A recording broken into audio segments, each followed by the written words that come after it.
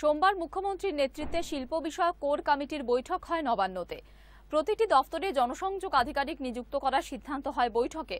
কোনো অভিযোগ থাকলে কিংবা শিল্প বিষয়ক কোনো প্রস্তাব থাকলে জানানো যাবে এই নবনিযুক্ত আধিকারিকদের কাছে। সরকারের সঙ্গে প্রকল্পের সংযোগ রক্ষা করবেন ওই আধিকারিকরা।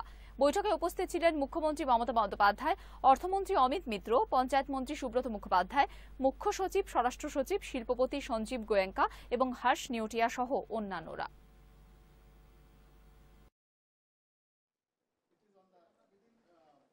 Relationship manager করে দিচ্ছেন to facilitate the whole process of approval for industry and ongoing projects. It is a wonderful step. She has yet again demonstrated her decisiveness, her speed and her clarity of mind.